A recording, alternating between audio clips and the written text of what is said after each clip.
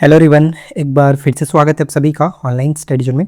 देखिए, आज हम इस वीडियो में बात करने वाले हैं जो कि आपके 72वीं बीपीएससी के लिए हमारे पास बिहार स्पेशल, ठीक है, बिहार स्पेशल का जो स्टैटिक्स है उसके बारे में हम लोग डिस्कस करेंगे। तो आने वाले पेपर में ये जो है वो बहुत इम्पॉर्टेंट रोल प्ले करता है, जो कि फ्रेंड्स आपको अच्छे तरीके से कंप्लीट करना है। और कई लोग जो कि कहीं ना कहीं बुक से पढ़ते हैं, लेकिन मुझे पता है कि बुक से पढ़ने के बाद तो पढ़ लेते हो, लेकिन जब तक आपको माइंड में एक स्टोरी के रूप में सुनी नहीं जाएगी, समझी नहीं जाएगी, तब तो याद नहीं हो पाता है। तो हम ये कोशिश करते हैं अपने वीडियो में कि वो चीज़ों को याद कराने के लिए, ठीक है, जब आप वीडियो को सुनोगे तो ज़्यादा से ज़्यादा जल्दी से जल्दी याद होता है। तो बेसिकली आज हम इस वीडियो में यही स्टार्ट करने वाले हैं, बिहार स्पेशल। और सबसे पहले देखेंगे बिहार की संक्षिप्त परिचय। बेसिकली सभी लोगों को पता है, मोटा मोटी जो इंपॉर्टेंट चीज़ें मैं सिर्फ और सिर्फ उस पर बात करूंगा। ऐसा नहीं कि घिसा पिटा कुछ भी आपके साथ डिस्कस करके आपका भी टाइम वेस्ट करूँ और अपना भी टाइम खराब करूँ, ऐसा कुछ नहीं होगा। बस एंड तक वीडियो को देखना, सब कुछ अच्छे से समझ में आएगा कि क्या इंपॉर्टेंट है, क्या छोड़ना है, क्या पढ़ना है। स्टार्ट करते हैं और इसी तरह से आगे भी हम कंटिन्यू रखेंगे। अगर आप इस वीडियो को अच्छे तरीके से फॉलो करते हैं, रिस्पॉन्स देते हैं, तो मुझे लगेगा कि हाँ, आप इस सीरीज के लिए जो कि सच में एक्साइटेड हो। तो स्टार्ट करते हैं। देखो, सबसे पहले हम बात करते हैं बिहार का परिचय, जिसमें आपसे ये पूछा जाएगा कि बिहार जो है वो अस्तित्व में एक्चुअली में आया कब था। तो माना जाता है कि बिहार की जो स्थापना 1912 से, ठीक है, 1912 में। तो स्थापना जो दिवस है वो 22 मार्च को होता है, 22 मार्च 1912 से। बिहार का क्षेत्रफल पूछा जाएगा, तो बिहार का क्षेत्रफल ये याद रखेंगे 94,163 किलोमीटर स्क्वायर, ठीक है, 94,163 किलोमीटर स्क्वायर। और ये मोस्ट इंपॉर्टेंट है, हमेशा पूछा जाता है। अब क्वेश्चन घुमाकर कैसे पूछा सकता है कि ये जो क्षेत्रफल है, बिहार का क्षेत्रफल भारत के कुल क्षेत्रफल का कितना प्रतिशत है? तो ये 2.86% आता है, 2.86%। ऐसा नहीं है फ्रेंड्स कि ये जहाँ पे आपको वन लाइनर फॉर्मेट में दिख रहा है तो क्वेश्चन भी इसी तरह से बनेगा, नहीं, कथन के रूप में बन सकता है। मैं आपको प्रैक्टिस भी कराऊंगा, लेकिन सबसे पहले मैं आपको सोच रहा हूँ कि अच्छे से एक बार रिवीजन कर लीजिए, उसके बाद एमसीक्यू लगाइएगा तो ज़्यादा बेटर तरीके से समझ में भी आएगा। तो यहाँ पर ये चीज़ ध्यान रखना, 94,163 किलोमीटर स्क्वायर और 2.86% होता है।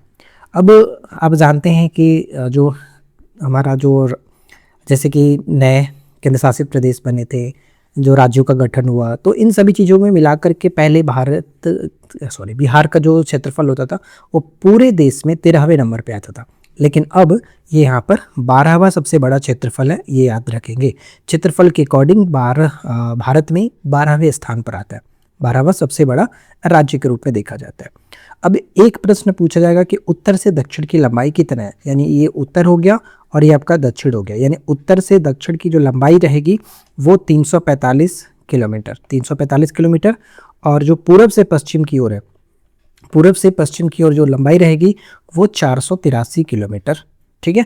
यानी कि आप यहाँ से तो समझ ही सकते हो, प्रश्न बन सकता है कि उत्तर से दक्षिण की जो लंबाई है उसकी तुलना में पूरब से पश्चिम की लंबाई जो कि ज़्यादा है, तो ऐसे कथन बन सकता है। तो आप ये जब तक डाटा याद नहीं रहेगा तब तो कैसे कहोगे कि हाँ सही है या फिर गलत है? तो ये माइंड में याद रखना है, ठीक है। ऐसा नहीं होता है कि कथन अलग से बनता है, बस कॉन्सेप्ट क्लियर रहेगा तो आराम से आप समझोगे, समझ में आ जाएगा। तो ये तो क्लियर हो गया कि उत्तर से दक्षिण में जो है, उत्तर से दक्षिण में 345 और पूरब से पश्चिम में 483, ठीक है।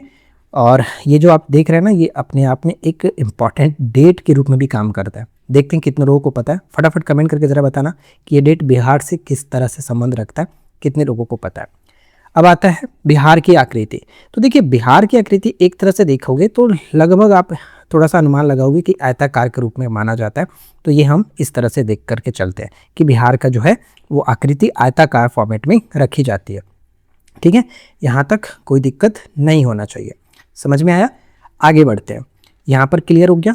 अब बिहार की जो सीमाएं हैं वो उत्तर में जो है वो नेपाल के साथ, उत्तर में नेपाल, दक्षिण में झारखंड, यानी उत्तर में आपका नेपाल टच होता है, दक्षिण में झारखंड के साथ सीमा टच होती है, पूरब में पश्चिम बंगाल के साथ और पश्चिम में उत्तर प्रदेश के साथ इसकी सीमाएं साझा होती है, राइट। तो ये चार चीज़ें आपको सबसे पहले याद रखना, मतलब बिहार जो है वो एक देश के साथ साझा करता है और 3 राज्यों के साथ साझा होती है। तो कथन के रूप में ऐसे बन सकता है। ये तो क्लियर हो गया। अब आता है बिहार का जो है अक्षांशीय विस्तार और देशांतरीय विस्तार।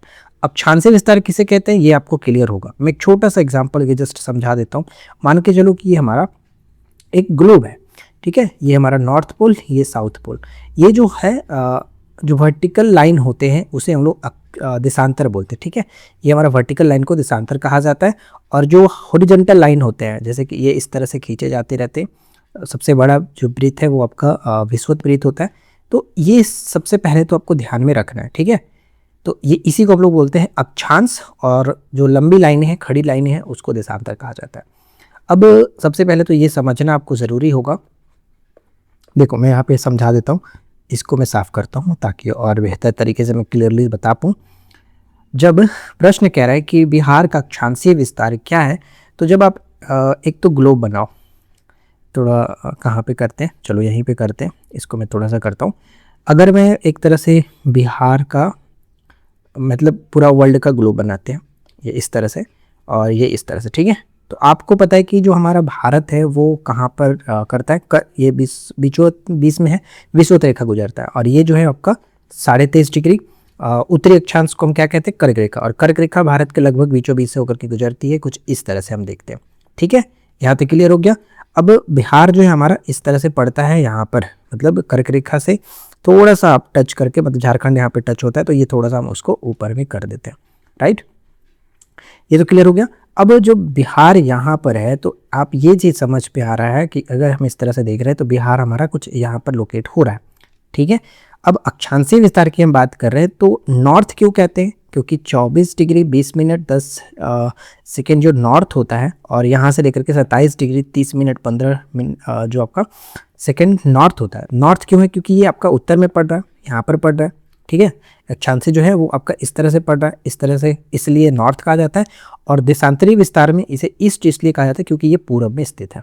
ठीक है, तो इसीलिए बस ये आपको ध्यान में रखना है कि नॉर्थ और ईस्ट क्यों, क्योंकि क्वेश्चन में कई बार आपको डाटा तो सेव रहता है लेकिन घुमा करके देगा नॉर्थ, और जो आपका ये ईस्ट है इसकी जगह पर वेस्ट और साउथ घुमा करके कुछ भी दे सकता है।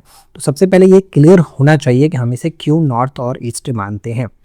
उम्मीद है समझ में आ गया होगा। चलो मैं इसको साफ कर देता हूँ, आगे बढ़े। अब नेक्स्ट आता है।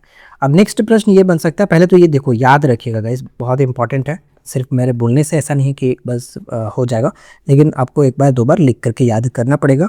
24 20 10, 24 20 10 और 27 31 15, 24 20 10 27 31 15।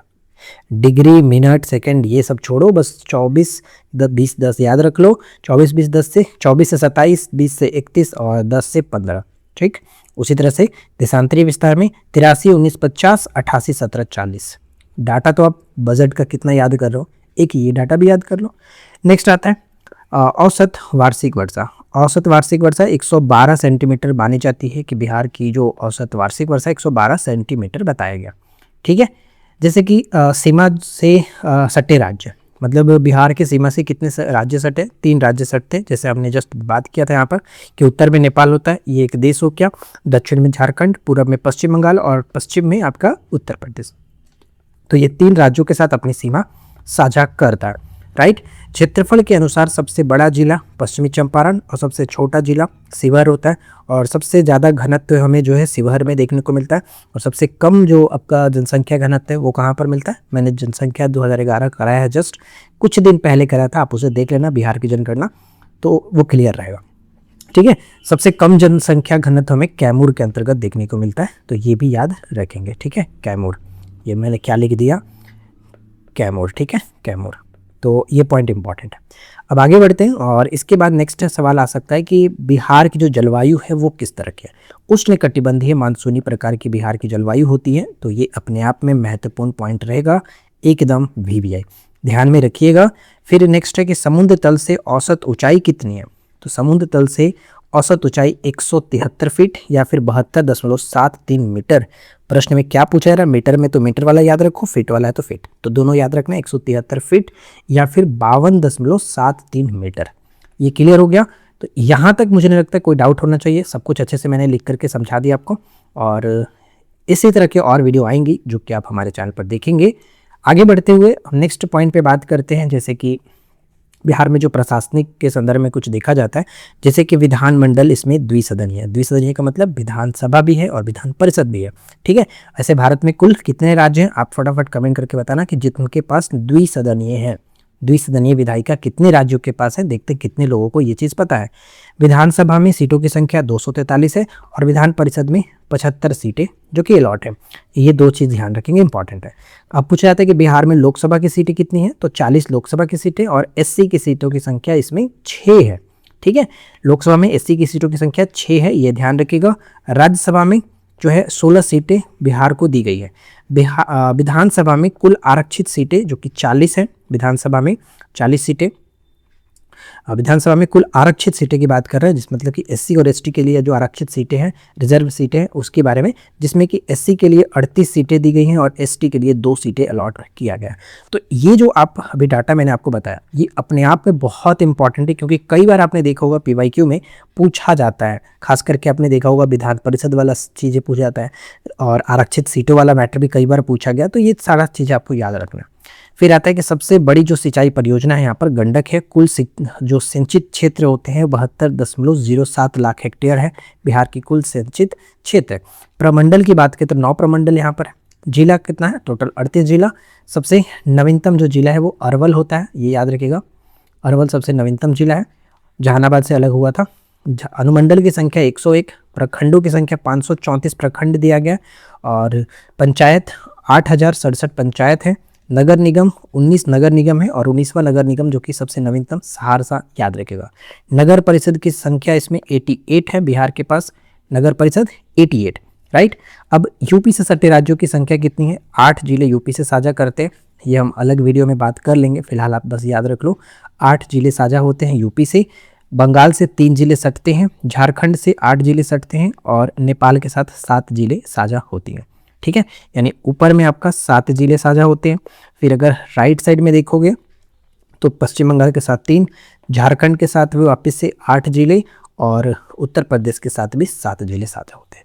तो कुल मिलाकर आज हम इस छोटे से वीडियो में इतना सारा डाटा रखते हैं और उम्मीद करता हूं कि आपको ये वीडियो पसंद ज़रूर आएगा। पसंद आया हो तो लाइक एंड शेयर करके जाइएगा। चैनल पे पहली बार है, सब्सक्राइब करके नोटिफिकेशन बेल आइकन को ऑल पे सेट कर लीजिए, ताकि इस तरह की रेगुलर वीडियो आपको देखने को मिले। और नेक्स्ट टॉपिक बिहार के हम आगे के स्टैटिक्स को देखेंगे, जिसमें आपको बिहार के सभी चीज़ों के बारे में हम बता देंगे, ताकि आपको कोई दिक्कत ना हो। और लास्ट में हम मास्टर वीडियो भी प्रोवाइड कराएंगे, तो आप उससे एक तरह से रिवीजन कर सकते हो। करंट अफेयर्स मैंने बहुत अच्छे तरीके से आपको नोट्स फॉर्मेट में करा दिया, उसका MCQ भी हम दे रहे हैं, तो आप वहाँ से प्रैक्टिस करते रहिए।